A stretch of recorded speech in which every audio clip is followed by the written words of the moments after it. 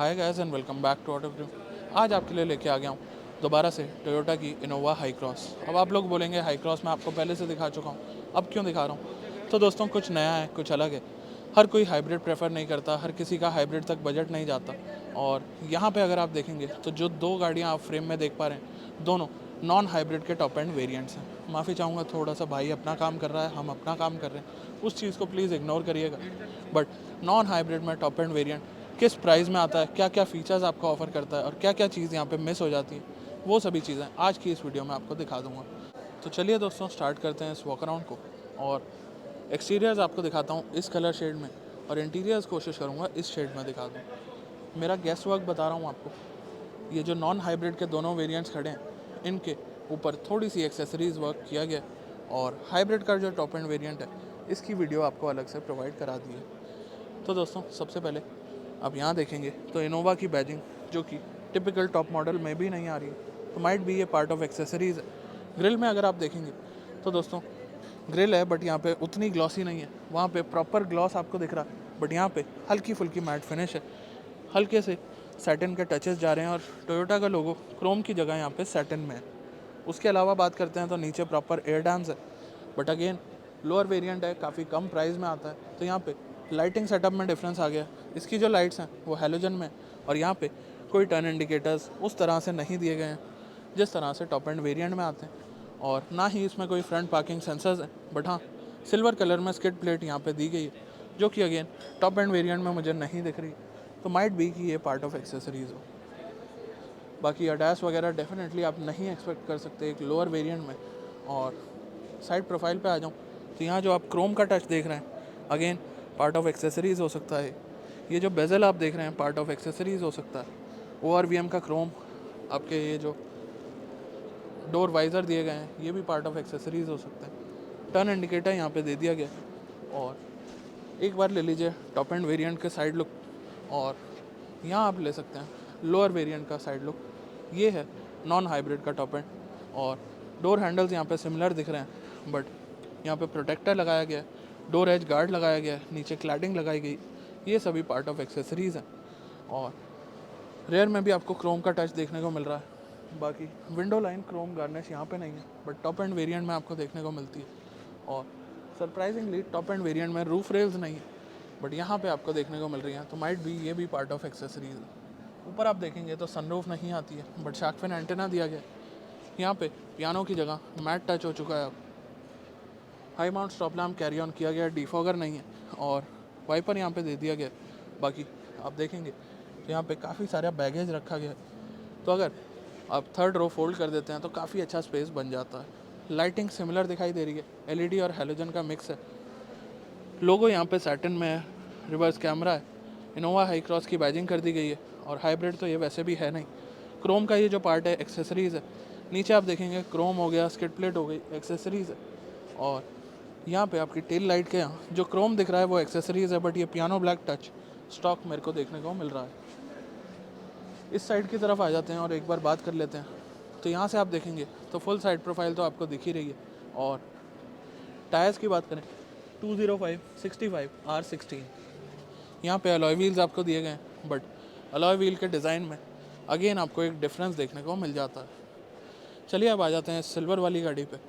और silver car पे आपको क्रीज लाइन वगैरह ज़्यादा बेटर देखने को मिलेंगी। बाकी यहाँ पे भी आपको एक्सेसरीज़ वगैरह उसी पैटर्न में मिल रही हैं जैसी उस गाड़ी में अवेलेबल थी। इंटीरियर का एक्सेस ले लेते हैं।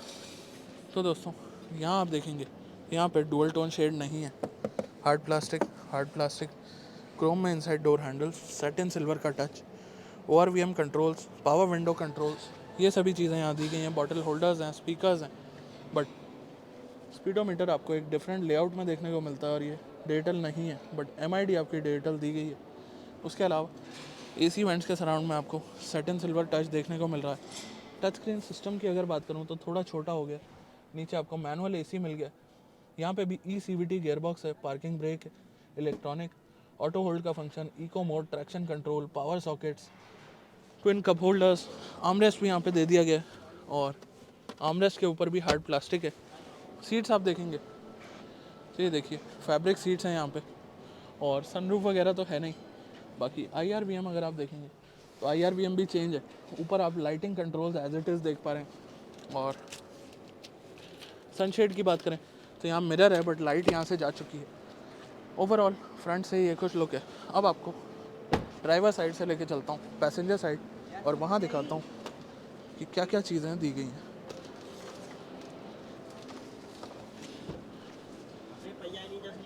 तो यहाँ आप देखेंगे तो यहाँ पे वायरलेस चार्जर की प्लेसमेंट करी गई है। ये भी एक्सेसरीज हो सकती है। सैटिन सिल्वर टच है और सभी चीज़ें हार्ड प्लास्टिक। उसके अलावा ग्लव बॉक्स का सेम साइज़ है और यहाँ पे सेम चीज़ें आपको देखने को मिल रही हैं। रेयर में आ जाते हैं तो दोस्तों रेयर में डोर पैनल पे वही सेम डिफरेंसेस हैं जो आगे दिए गए थे। बाकी वो ग्रीन लाइट आप देख रहे हैं वो कुछ और एक्सेसरीज़ का पार्ट ज़रूर हो सकता है। ये आप देखेंगे तो दोस्तों armrest with twin cup holders. यहाँ पे आप देखेंगे तो 2, 3, 3 और 8 सीटर सेटअप के साथ ये गाड़ी है। बाकी यहाँ आप देखेंगे तो थर्ड रो के अंदर जगह उतनी ज़्यादा नहीं दिख रही है। और ओवरऑल यहाँ आप देखेंगे तो कवरिंग प्रॉपर अच्छी खासी कर दी गई है। चलिए अब बात करते हैं इसके बूट की, क्योंकि शायद इसके अंदर इलेक्ट्रॉनिक बूट नहीं है। जी हाँ दोस्तों, इसमें हाइड्रोलिक सिस्टम है, इलेक्ट्रॉनिक बूट नहीं है। ये कुछ बूट स्पेस है, यहाँ पे आप अपने हेडरेस्ट फिक्स कर सकते हैं और सीट्स को अगर आप चाहें तो कुछ इस तरीके से फोल्ड कर सकते हैं। फैसिलिटीज़ की अगर बात करें तो यहाँ cubby hole, cup holders, power socket. ऊपर अगर आप देखेंगे तो दोनों पीछे की रो में AC वेंट्स दिए गए हैं आपको। साइड्स में सीट बेल्ट्स दी गई हैं 3 पॉइंट सभी जगह। यहाँ पे आप देखेंगे तो बॉटल होल्डर वगैरह है, तो कोई ख़ास कमी आपको यहाँ पे नहीं मिलने वाली है। बाकी ऊपर प्रॉपर कवरिंग है और कोई भी ऐसी चीज़ नहीं है जिसकी वजह से आपको लगे कि एक लोअर वेरिएंट है या फिर आपको कोई परेशानी आने वाली है। तो अब इंजन की बात करते हैं तो इंजन इसके अंदर सेम है, वही 2 लीटर 4 सिलेंडर इनलाइन। बट यहाँ पे आप देखेंगे तो हाइब्रिड पावर ट्रेन को आप मिस करेंगे, बट उस हाइब्रिड पावर ट्रेन के लिए आप काफ़ी सारे पैसे बचा लेते हैं। पैकेजिंग आप देखेंगे तो ठीक ठाक है, बट अंडर हुड इंसुलेशन यहाँ से जा चुकी है, जो कि थोड़ा सा सरप्राइजिंग है, क्योंकि हाइब्रिड गाड़ियाँ जनरली ज़्यादा साइलेंट होती हैं as compare to petrol cars. Power output भी यहाँ पे डिफरेंट हो गया, 172 bhp और 205 Nm का टॉर्क। और माइलेज जो एक हाइब्रिड कार का मेन एम होता है वो यहाँ पे पेट्रोल में कम हो गई है।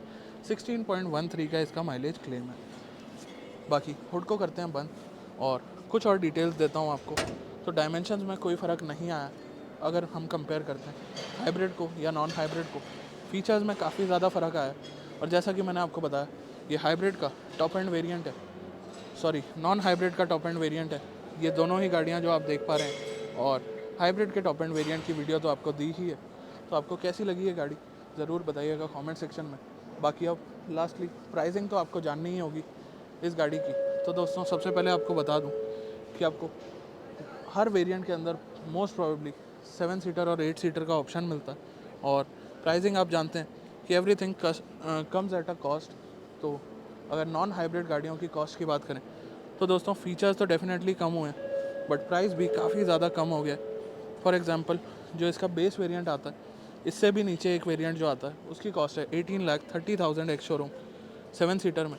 बट ये जो वेरिएंट आपको दिखाया इसकी कॉस्ट है 19,15,000 एक्स शोरूम 7 सीटर में, और 5,000 एक्स्ट्रा देने पे आपको 8 सीटर ऑप्शन देखने को मिल जाता है। इस गाड़ी का एक्सेस नहीं है, बट ये है इसका ओवरऑल 7 सीटर वर्जन।